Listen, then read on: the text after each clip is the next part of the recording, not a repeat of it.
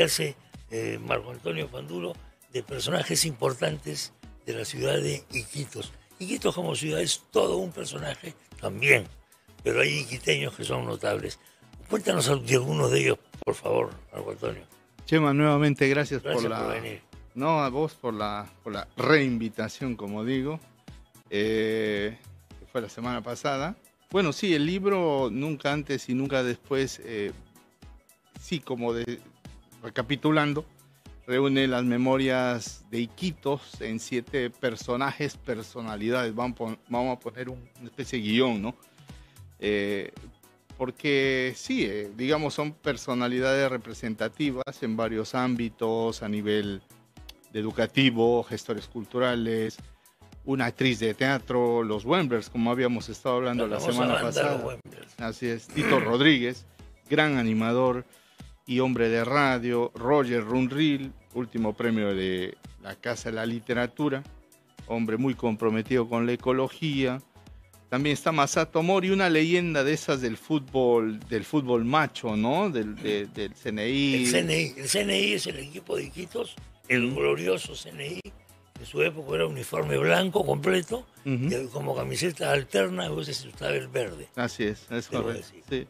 Su sede era el estadio, bueno, en una época otros estadios, pero el más Austin, cuando se construyó, fue la sede del CNI de Iquitos. Claro, y sí, hay una, entonces, y están ahí, ¿no? Entonces, creo que la recopilación de estas entrevistas que están en formato de crónica permiten entender un poco, o por lo menos visualizar, Iquitos de los años 60 y los años 70, ¿no? Y también la dinámica, ¿no? Hay una forma de ser iquiteño, es decir, hay una identidad iquiteña que es común a todos estos personajes. ¿Esa identidad varía con los tiempos o no? Yo creo que sí, de hecho que hay una identidad. Alberto Chirif menciona en un determinado momento que pocos tiempo después de pasado el caucho, es donde ya se asienta la identidad loretana. Antes era como que una mezcla de Babilonia, de gente venida de todos lados, venía de todas partes. El boom del caucho fue un fenómeno económico, social, etcétera, enorme. Llegó gente de todo el mundo. Se hizo grandes fortunas. Enormes fortunas del caucho, muchas veces a costa de vidas humanas también. Claro. Hay que decirlo. Y quedan como vestigio de la zona de la época del caucho estas casonas, famosos azulejos, ¿no? Así es. Estos mosaicos de Delft también. Los mosaicos de Delft. Hay de todos, ¿no? Mosaicos de Holanda. Azul con blanco son los de Delft. Y yo vi una vez unos mosaicos alemanes y portugueses sobre todo. Lisboa me parece muy matriz de Iquitos a mí. Sí, la capital de Portugal. Sí, es una belleza. Entonces, eso obviamente es un patrimonio que lo hace único. Me parece que el arquitecto Ortiz de Ceballos en algún momento dijo que existían 3 ciudades claras con momentos claros arquitectónicos. Uno de ellos Lima, la virreinal, con su arquitectura virreinal, Cusco con su arquitectura incaica, e Iquitos con su arquitectura republicana, ¿no? Entonces, si hubiera, digamos, un sello distintivo arquitectónico, están esas 3 ciudades y que había que preservar a como dé lugar. Joaquín García, el cura agustino que ya murió hace poco, creo que a comienzo de año, un gran gestor cultural y preocupado, sí fue uno de los artífices de llevar, de evitar de que se tiren abajo lo que con el tiempo habían estado haciendo. Y eso es justamente a tu pregunta, porque claro, hay una serie de ciclos migratorios en Iquitos que van desde, pues, en un determinado momento en la época del caucho con europeos y también gente de África del Norte, marroquíes, y también la colonia china, etcétera. Pero luego esto cambia con la época del petróleo, que llega gente del norte, Perú también, etcétera. Y hay una serie de identidades que van como que mutando, ¿no? En un determinado momento, en los 70, gente que solo, y lo dice Joaquín García, llegaba solo a hacer negocio. Entonces, el concepto de identidad o la imagen de identidad, la identidad misma, no la conocían. Entonces veían una cosa, este es un edificio viejo y se lo tiraban abajo. Reaccionó rápidamente dentro de los tiempos para Joaquín García para evitar y crear esto de patrimonio de la nación, porque son edificios que no pueden demolerse, ¿no? Ese fue, digamos, una especie de barrera, porque de no haberse actuado así, hubiera desaparecido mucho más, porque mucho más. Se ha dicho a veces que el carácter de los iquiteños es el carácter de los isleños en general. Bueno. Como se trata de una isla, ¿no? Entonces, yo no sé si esto es un poco tonto, un poco abusivo, decir así. El isleño tiene una serie de características que se hace considerar único en una especie. Único, ¿no? Claro, evidentemente eres único, hermano, porque estás rodeado de agua por todas partes. Sí, pero en fin, no sé. Creo que sí, hay una especie... Porque se habló de los ingleses, ese tipo de cosas. Sí. Los cubanos, ¿no? Claro, o los cubanos, o los del Caribe. Así es. Todo ese tipo de cosas, pero no sé si esto sea aplicable ahí. Yo creo que hay algo de ello. Creo que también hay una especie de, digamos, hay como una especie de actitud refractaria hacia nuevas propuestas, normalmente. Creo que hay también una dosis de reaccionarismo, si se puede decir así.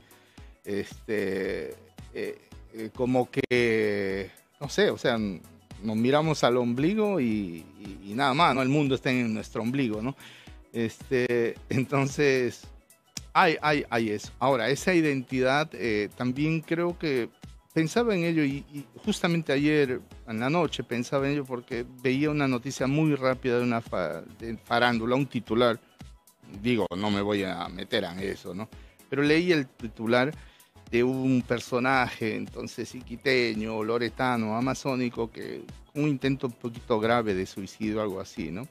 Pero decía, ¿por qué se exporta normalmente la imagen circense de personaje de circo del iquiteño, del amazónico, del loretano, ¿no?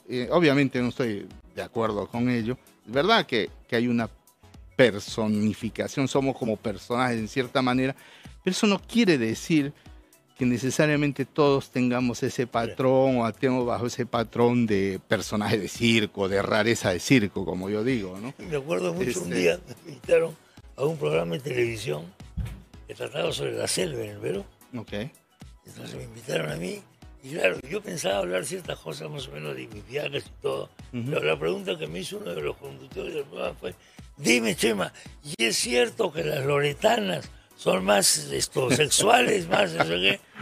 Yo claro. Un poco, es escéptico. Claro, hay una construcción estereotipada, dije, ¿no? No sé si serán más sexuales o no, pero te digo una cosa, menos hipócritas que las limeñas sí son, le dije. Voilà.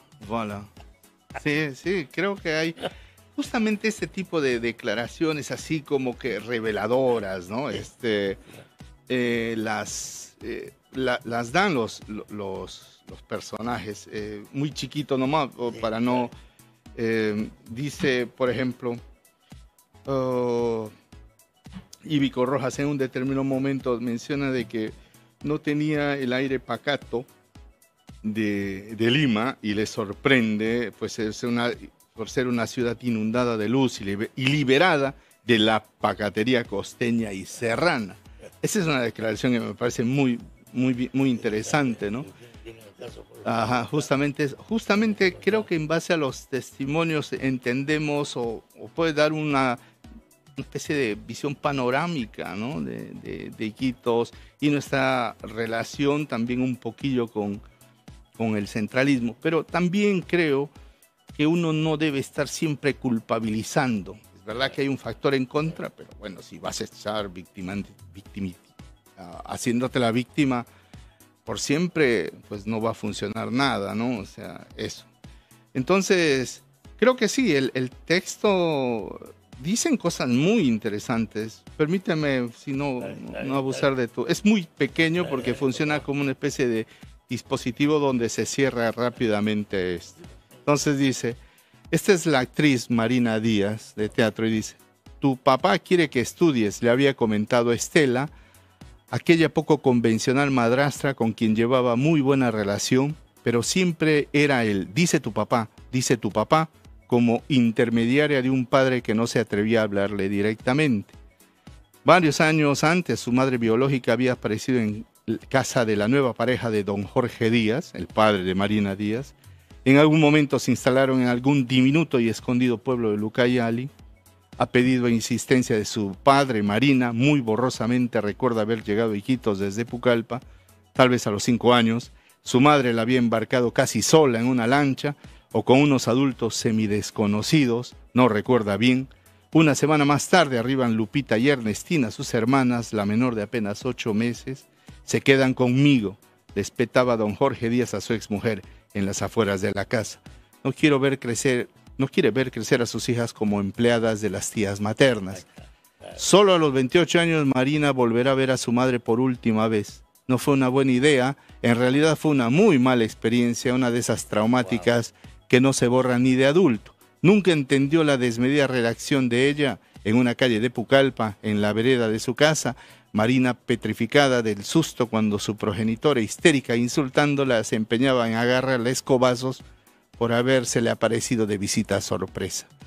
Decidió no volverla a ver nunca más. Y bueno, así. Ahí transcurre un poquillo esto, nos enteramos de la vida, pero también nos enteramos de Iquitos y también nos enteramos de las dinámicas básicamente amazónicas, porque Marina en este caso nace en una balsa, ¿no? En el río Pastaza, ¿no? Cosas así muy de realismo mágico, ¿no? Creo que al final es eso, creo que nadie imposta, ¿no? Simplemente cuenta lo que ha vivido y sale esto, ¿no? Hay esa... Es extraordinaria. Sí, sí. ¿No? Pero contadas como hechos normales. Sí, totalmente. Así es. Totalmente. Totalmente. Como yo he visto. Y pensaba eso, ¿no? En esa especie de realismo mágico que normalmente se asocia al Gabo, pero creo que Iquitos o la selva en sí también tiene mucho de eso. Creo que el Perú en general, un amigo me decía, un día estaba en Chachapoyas, y mire, este es el Perú, básicamente provincia, ese realismo mágico. Observa, me dice, ¿cuándo has visto que una gallina entra con sus pollitos a una bodega?